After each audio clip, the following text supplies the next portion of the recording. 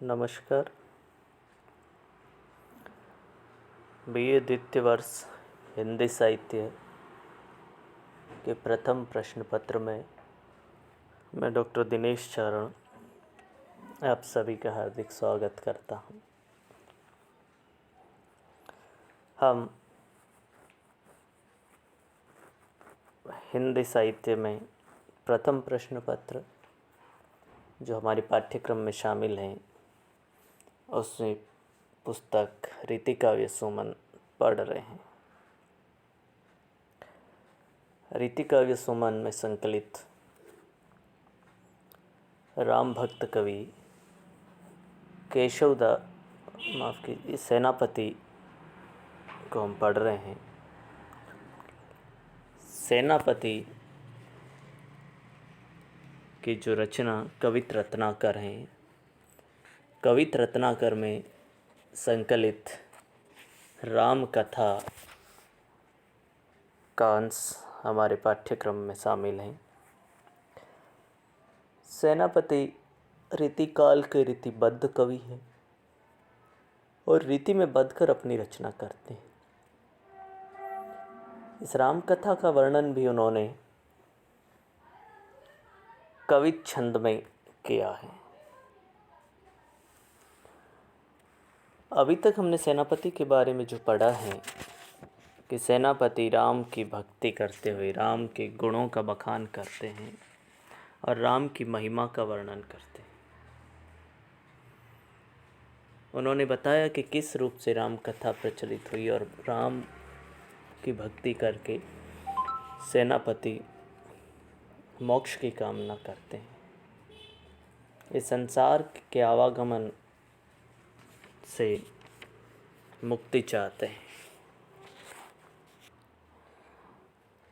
पहले मैं सेनापति द्वारा रचित पद पढ़ूंगा और उस पद के बाद उस पद की व्याख्या करूंगा। मूल जो पद हैं वो इस प्रकार हैं कि सोहे देई पाई कीधो चारी है उपाय कीधो, चतुरंग संपत्ति के अंग निराधार है। कीधो ए पुरुष रूप चारि पुरुषारथ हैं, कीधो वेद चारि धरे मूर्ति उदार हैं। सब गुण आगर उजागर स्वरूप धीर, सेनापति कीधो चारि सागर संसार है। दीपति विशाल कीधो चारि दिग्गपाल कीधो, चारों महाराज दशरथ के कुमार हैं।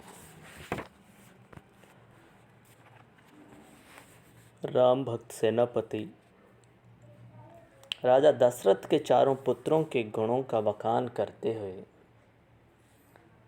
श्री राम के प्रति अपना आत्मनिवेदन प्रकट करते हैं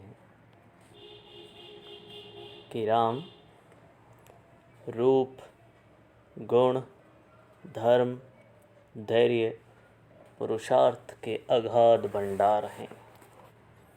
और इसी बात को कहते हैं सेनापति कहते हैं कि सोहे देह पाई कीधो चारि है उपाय, कीधो चतुरंग संपत्ति के अंग निराधार है। सेनापति राजा दशरथ के चारों पुत्रों का लोक धर्म के अनुसार आध्यात्मिक अर्थ बताते हुए लिखते हैं कि राजा दशरथ के चारों पुत्र राम, लक्ष्मण, शत्रुघ्न, भरत का दैहिक सौंदर्य संसार के चार उपायों साम, दाम, दंड भेद की भांति शोभायमान है। अर्थात चारों पुत्र हैं या चार उपाय हैं ये कहना असंभव है। कीधो ए पुरुष रूपी चारि पुरुषारथ हैं, कीधो वेद चारि धरे मूर्ति उदार हैं। अर्थात चारों पुत्र हैं या चार उपाय है ये कहना असंभव है। राजा दशरथ के चार पुत्र हैं या चार प्रकार की संपत्ति, सेना, सभा, वैभव, कीर्ति का ठहराव है, ये नहीं कहा जा सकता। राजा दशरथ के चारों पुत्र पुरुष के रूप में 4 पुरुषार्थ धर्म, अर्थ, काम, मोक्ष हैं अथवा राजकुमार हैं। कवि यहाँ कह रहा है कि चारों पुत्रों की जो उदार मूर्ति सुशोभित हैं अथवा चारों वेदों ऋग्वेद, सामवेद, यजुर्वेद, अथर्ववेद का दशरथ का यहाँ अवतार ही हो गया है। राजा दशरथ के चारों पुत्रों को इस प्रकार की उपमाओं में उसने बांधा है कवि ने। और आगे कवि कहता है कि सब गुण आगर उजागर स्वरूप धीर सेनापति कीधो चारि सागर संसार हैं। चारों पुत्र सर्व गुण संपन्न हैं और सुंदर रूप सहित धैर्य और उज्जवल बुद्धि को धारण करने वाले हैं, जिन्हें देखकर संदेह है कि राजा दशरथ को 4 सागर इस संसार में मिल गए हों। सेनापति कीधो चारि सागर संसार हैं, 4 सागर राजा दशरथ को मिल गए हैं। और दीपति विशाल कीधो चारि दिग्पाल कीधो चारों महाराज दशरथ के कुमार हैं। चारों पुत्रों की विशाल दीप्ति हैं, जिनसे चारों दिशाओं का प्रकाश महत्वहीन हो जाता है। अतः राजा दशरथ के चारों पुत्र राम, लक्ष्मण, शत्रुघ्न और भरत चारों दिशाओं के 4 द्वारपालों समान शोभित हैं।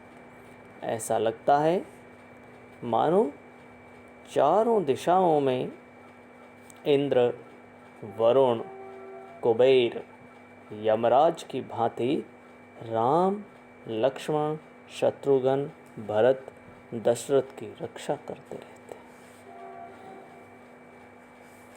भावार्थ ये है कि कवि की दृष्टि में महाराज दशरथ के चारों पुत्र राम, लक्ष्मण, शत्रुघ्न, भरत, दशरथ के लिए 4 उपाय हैं। 4 उपाय साम, दाम, दंड, भेद। चतुरंग संपत्ति है। चतुरंग संपत्ति सेना, सभा, वैभव और कीर्ति हैं।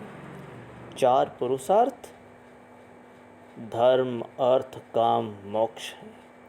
4 वेद ऋग्वेद, सामवेद, यजुर्वेद, अथर्ववेद हैं। वे 4 सागर हैं और 4 दिशाओं के 4 द्वारपालों की भांति हैं।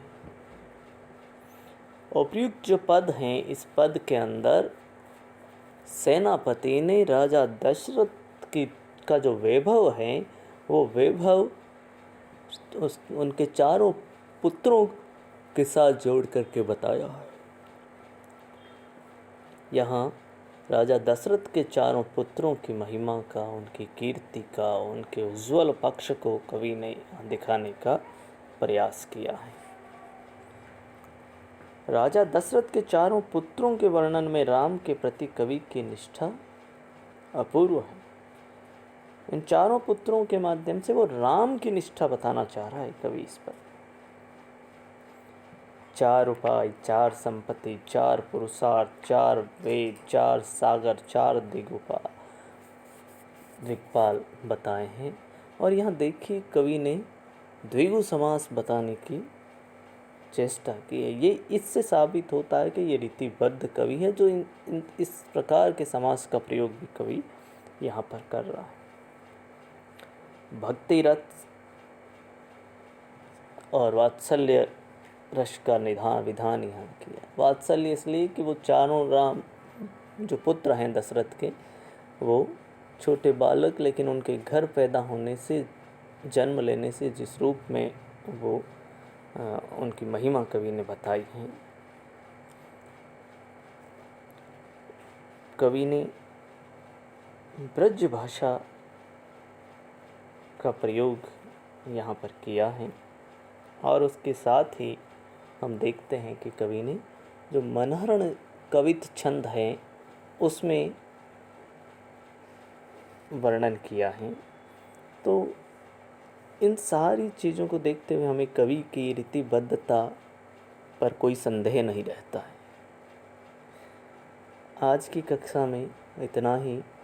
इस पद में अगर कुछ समझ में नहीं आया है, किसी प्रकार की भ्रांति अगर रह गई है, तो विद्यार्थी पुनः संपर्क करें और मैं उनकी समस्या का समाधान करने को तत्पर हूँ। आज की कक्षा में इतना ही। अगली कक्षा में फिर हम पढ़ेंगे। धन्यवाद।